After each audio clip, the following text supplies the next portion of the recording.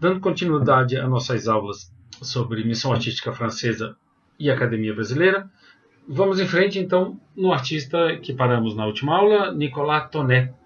Tonnet é provavelmente o artista que tem trabalho de maior qualidade nesse grupo que vem ao Brasil. Não seria talvez o artista mais importante, porque Debré, como já comentamos, fica 15 anos no Brasil e tem uma presença muito significativa, tanto como professor, como registros que ele faz também da nossa história, da nossa natureza, da nossa sociedade. Mas os trabalhos de Tonnet são de uma qualidade artística talvez maior do que qualquer outro desse grupo. Essa vista, por exemplo, o Largo do Machado, em Laranjeiras, 1816, cerca de 1816. Então, recém-chegado ao Rio de Janeiro. E para quem conhece o Rio de Janeiro e sabe o que é hoje em dia a Rua das Laranjeiras e o Largo do Machado, é chocante, é impressionante, é impactante ver como era ainda esse início dessa urbanização. O Rio da Carioca, que vai alimentar os Arcos da Lapa atualmente, que era o aqueduto que alimentava as águas do chafariz da Praça 15, toda essa história está interligada, era assim. Então ainda está preservada aqui a mata e temos o privilégio, a oportunidade de ver como era então o Rio de Janeiro, como era o nosso passado. Ainda resta um pedacinho dessa natureza que, quando estamos em sala de aula, eu comento e mostro fotos. Eu nasci no Rio de Janeiro e tenho alguns registros. Mas, videoaula, vamos em frente. Então, essa informação que está escrita segue nos slides, mas é interessante já citar que Tonnet fica pouco tempo no Brasil. Quando o primeiro português é designado diretor da Academia Imperial de Belas Artes, como já comentamos, né? O pintor Henrique José da Silva, ele retorna à França por conta desses conflitos, mas deixa no Brasil filhos pintores. O seu filho Félix se torna professor e será também diretor da academia. Um dos seus filhos, do qual vamos falar em seguida, porque participa da expedição Langsdorff, morre afogado no rio, em Goiás, nessa expedição Langsdorff. Então a família Tonnet, que fica no Brasil até hoje, tem descendentes no Itamaraty, pessoas de importância no meio cultural e diplomático. Então cada um desses artistas tem diferentes consequências, importâncias na nossa história cultural e artística. Então vamos em frente. Aí está então Tonnet apresentado com a vista do Largo do Machado, 1816, cerca de 1816. Largo da Carioca. Aqui temos então a vista dos morros. O Tonnet estudou em Roma e tem uma qualidade no detalhe que somente vendo com cuidado, vendo um original dele, a gente entende, porque afirmei no início que talvez seja o maior dos artistas desse grupo. Eu fotografei desse quadro que está no Museu Nacional de Belas Artes um detalhe. Então chamo a atenção para vocês para a delicadeza extrema do registro da arquitetura e essa vista do que era até a atividade econômica, a arquitetura, os monges sempre no primeiro plano. Largo da Carioca, então, cerca de 1816, também o Porto do Rio de Janeiro. Tonnet. Seus filhos, ele retrata, como já falamos quando mostramos o trabalho de Goya, é diferente quando o pintor pinta seus filhos. Então são belos retratos, plenos de delicadeza e afeto. E esse é o seu filho Félix, que fica no Brasil e será pintor também, e também professor e diretor da academia. Félix Tonnet. Então essas figuras vão tendo um alcance maior na nossa arte. Esse é um trabalho interessante dos últimos que ele faz. Ele compra uma chácara que existe até hoje com a cascatinha Tonnet, há vários registros. Então aqui ele está diante da cascatinha e esse quadro é interessante porque é um autorretrato, mesmo de longe, ele pintando com esses negros observando, e um detalhe de uma qualidade a imagem, mas dá para ver. Eu imagino, já falamos da dificuldade de Debré ao pintar, sendo neoclássicos, ao pintar nossa natureza e a nossa realidade social. Imagine a dificuldade desse francês iluminista neoclássico pintando, observado por escravos, uma bananeira. Parece uma entidade dançando, então não deixa de ser esse exotismo, ele de cartola pintando um quadro ao ar livre na cascatinha Tonnet. Terminamos então os artistas franceses. Tonnet foi o último. E vamos para o próximo capítulo, Artistas Viajantes, Expedições Artísticas e Científicas do século XIX. Aqui está ilustrando o trabalho da Marianne North, da qual vou falar em seguida. Esse texto vai, no slide, cita várias expedições. Por exemplo, Darwin esteve no Brasil e, inclusive, deixou registrado no seu diário seu horror diante do modo como os donos da casa onde ele está hospedado tratam os escravos. Fica horrorizado.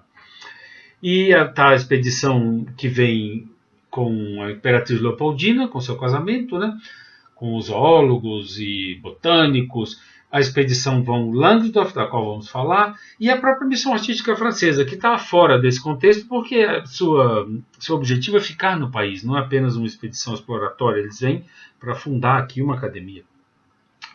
Então, Rugendas é um desses grandes que vem, em princípio, com a expedição Langsdorff, acaba brigando com Langsdorff, vai embora, mas retorna alguns anos depois, inspirado por Humboldt, com o objetivo de ser uma espécie de ilustrador do Novo Mundo. É um artista que viaja pelo México, pelo Chile, pelo Peru, Uruguai, Argentina e no Brasil, então, na sua segunda visita, em 1845, chega ao Rio de Janeiro, retrata membros da família imperial, uma figura que tem uma penetração muito significativa, muito importante em todos os lugares onde passa.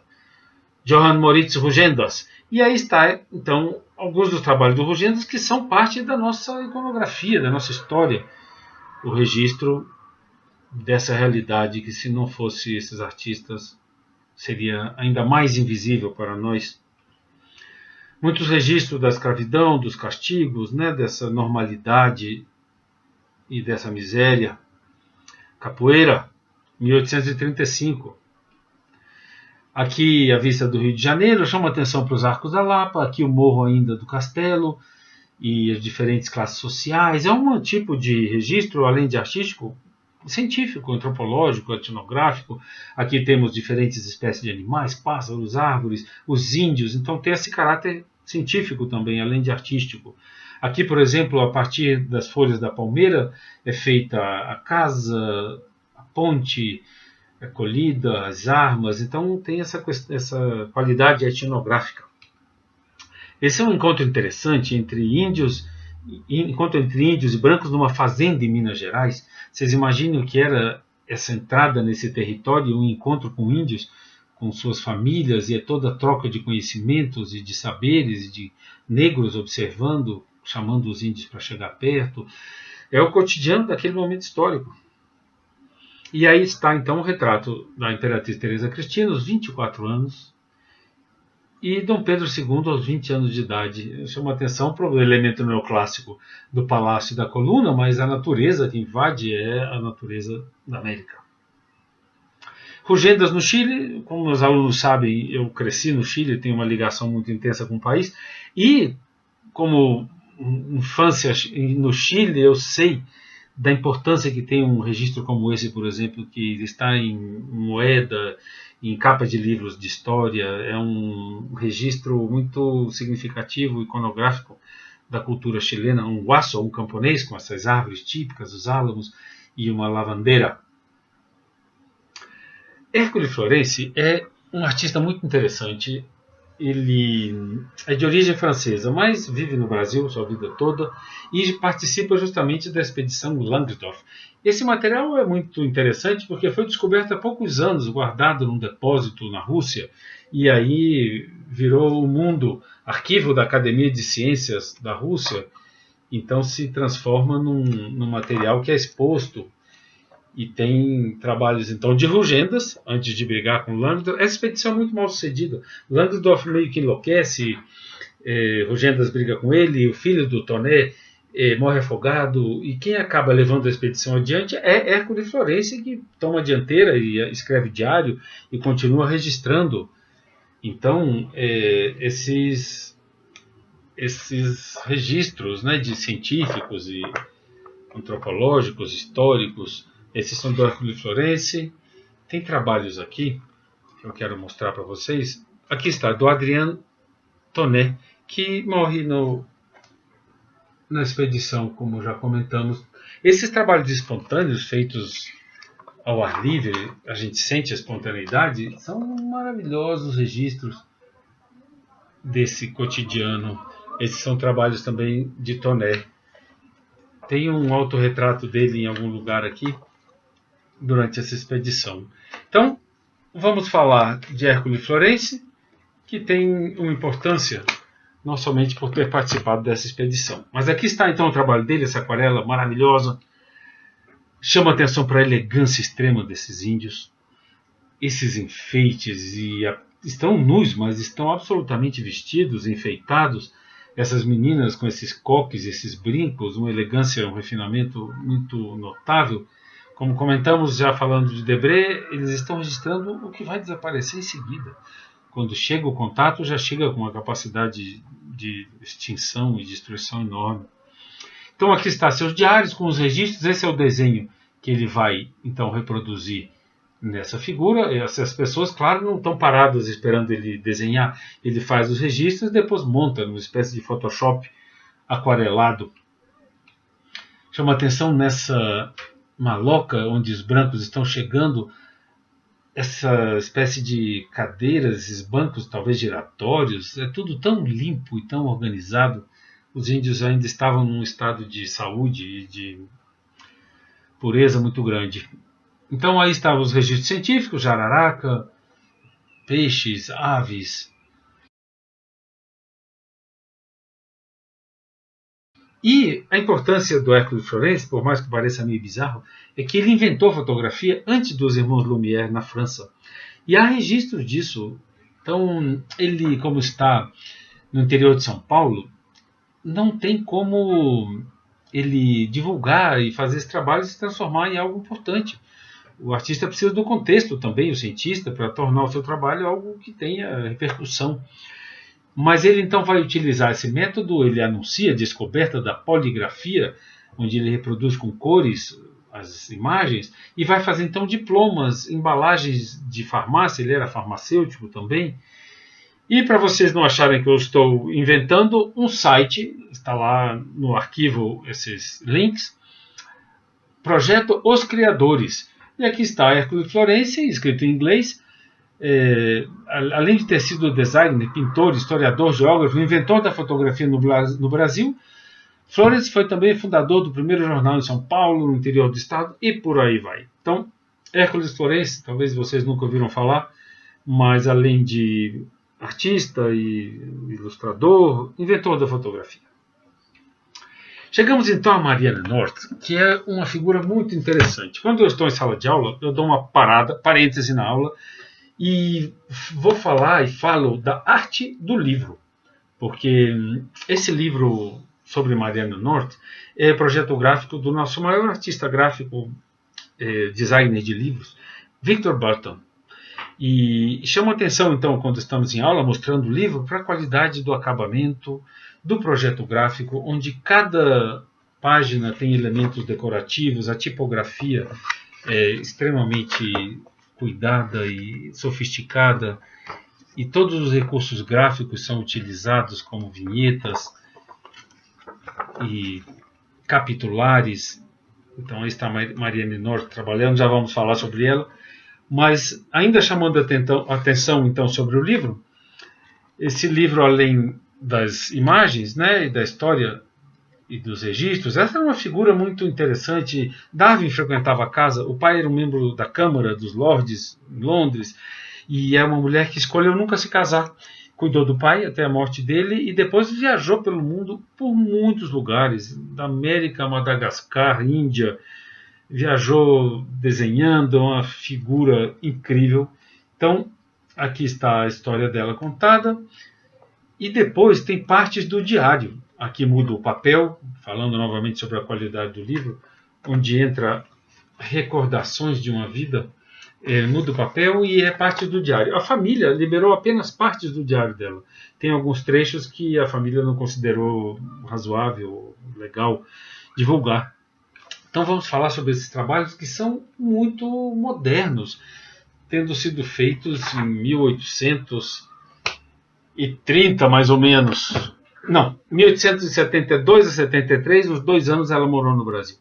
Seus trabalhos têm uma qualidade de cor, de pincelada, que eu imagino naquela época, quando isso era visto, parecia que estava aceso, porque a arte era toda meio em meios tons, acinzentada, não havia essa liberdade de utilizar as cores e as luzes, como ela consegue refletir com a sua pintura, né? Então, Marianne North, inglesa, que também esteve no Brasil, registrando nossa paisagem, nossa fauna, nossa flora, com grande riqueza artística, colorística, grande artista. Esteve no Chile também representou Santiago, como era na época em que ela visitou Rio de Janeiro, Serra do Mar. Aí está Santiago. Quem conhece Santiago, Apoquindo, hoje em dia é a avenida mais moderna de Santiago, com grandes hotéis, prédios gigantescos e ultramodernos. Então, assim como vimos Toné mostrando a Rua das Laranjeiras e o Largo do Machado, temos o registro de Apoquindo, Santiago desde Apoquindo. Hoje em dia é uma avenida moderníssima. Índia, Taj Mahal, gosto desse brilho meio difuso, místico. Perto de Londres, infelizmente, quando eu fiquei em Londres estudando inglês por um mês, nunca tinha ouvido falar de Marianne North, senão teria ido visitar esse centro onde estão reunidos todos os seus trabalhos, madeiras que ela recolheu durante suas viagens, e de estilo de inspiração neoclássica. Então está no Kew Garden, perto de Londres, tudo arquivado e guardado, o trabalho de Marianne North. Ainda coloco na aula alguns links de estudos sobre ela, o Brasil de Marianne North, coisas que eu encontrei na internet, estudos acadêmicos. É uma figura que merece uma análise, um estudo. Chegamos então em Academia Brasileira. Aqui vamos começar a falar dos artistas brasileiros. Falamos dos portugueses, dos franceses, dos viajantes, e vamos entrar então já na cria desses artistas franceses. Então, Chaves Pinheiro foi aluno de Marc Ferrez, escultor que veio na missão francesa. Esse é um trabalho que cai na prova, porque é a síntese do nosso romantismo. Eu já mencionei, quando falamos do romantismo nos Estados Unidos, que à medida que um movimento se afasta da sua origem, onde ele se manifesta de um modo mais puro, mais sintético, menos ainda contaminado por outras correntes, à medida que se afasta um movimento da sua origem, então ele vai se misturando, vai deixando de ter aquelas características muito puras. Então, essa figura, que é emblemática do nosso romantismo, percebam, é um índio, pelos seus atributos, mas tem uma estética, uma anatomia neoclássica, parece um guerreiro grego, e ao mesmo tempo está com os brasões do Império. Então estaríamos juntando aí o nacionalismo do romantismo, nosso indianismo, com a estética neoclássica, essa anatomia idealizada, e os elementos do Império, que já não tem nada a ver nem com uma coisa nem com a outra.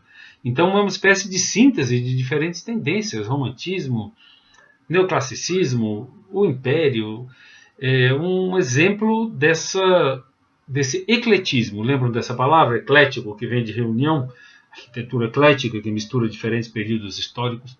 Então é um belo exemplo, Chaves Pinheiro, índio simbolizando a nação brasileira, exemplo então da mistura desses elementos neoclássicos e românticos num contexto político de um governo monarquista, imperial.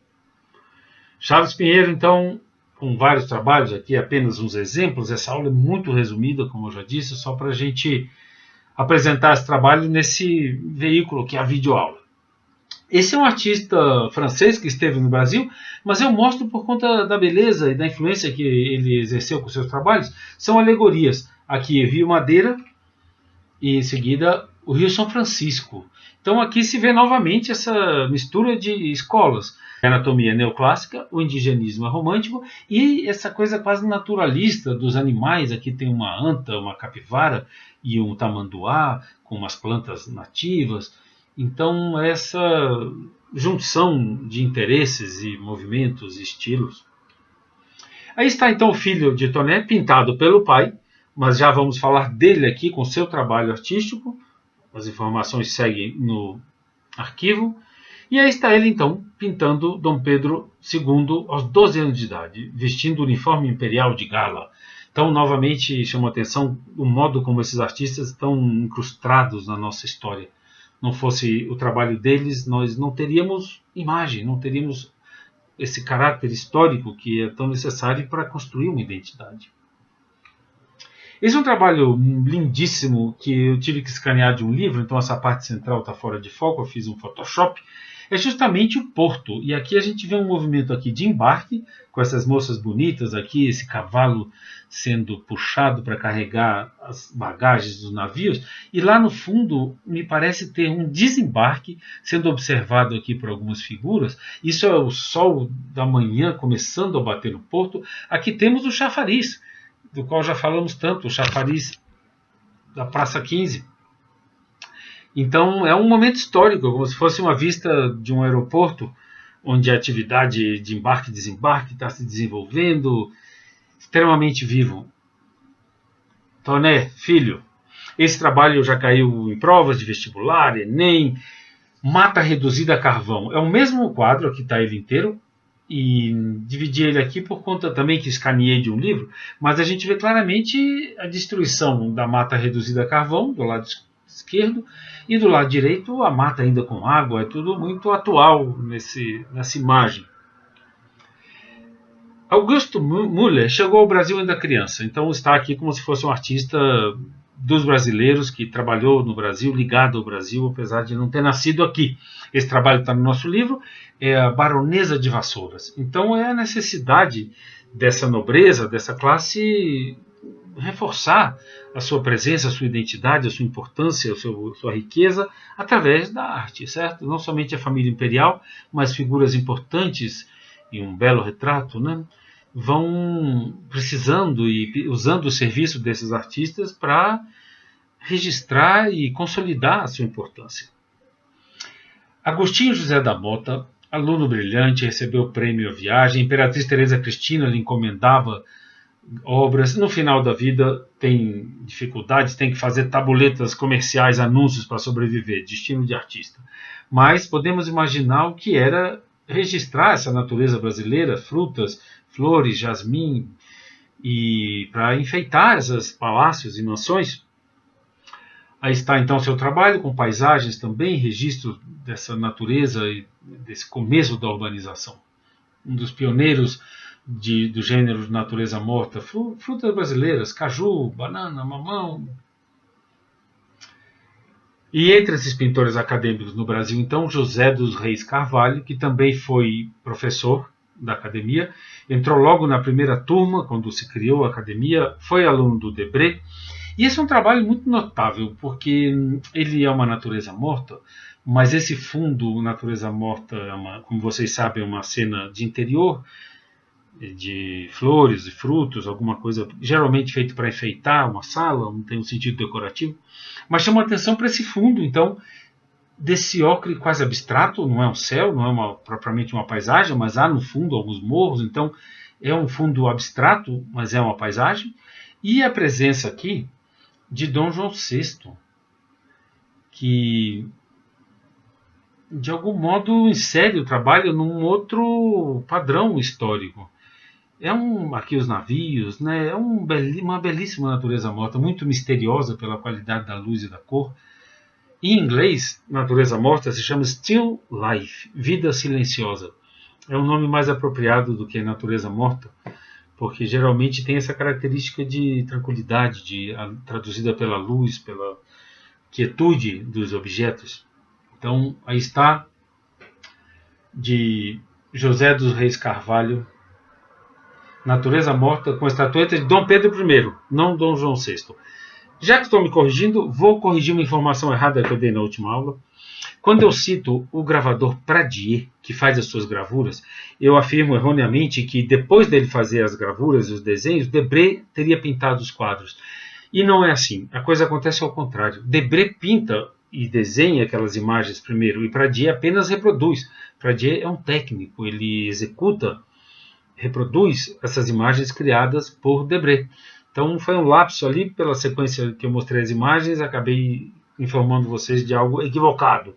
Fica corrigido e vou anotar também no arquivo do YouTube essa correção. José dos Reis Carvalho, como eu falo em sala de aula muitas vezes, imagina ter um trabalho desses em casa. Sempre penso nos originais, o que significam. José Corrêa de Lima, esse é um trabalho pouco mostrado nos livros, mas é muito interessante porque é o primeiro retrato heróico de um afro-brasileiro. Alguém mostrado sua identidade, sua particularidade. É um marinheiro negro que salvou do afogamento toda uma família que estava se afogando. 13 vítimas de um naufrágio no litoral de Santa Catarina. Então tem essa importância histórica, né, muito interessante pelo realismo e a dignidade que ele dá para esse negro. E essa figura, então, foi aluno de Debré e do Grandjean de Montigny, substituiu Debré como professor. Em 40 substitui Araújo Porto Alegre, que foi também diretor e professor da academia. Então essas figuras são muito ligadas a essa formação dada pela Academia Francesa. Paramos por aqui. Manuel Araújo de Porto Alegre merece um outro fôlego.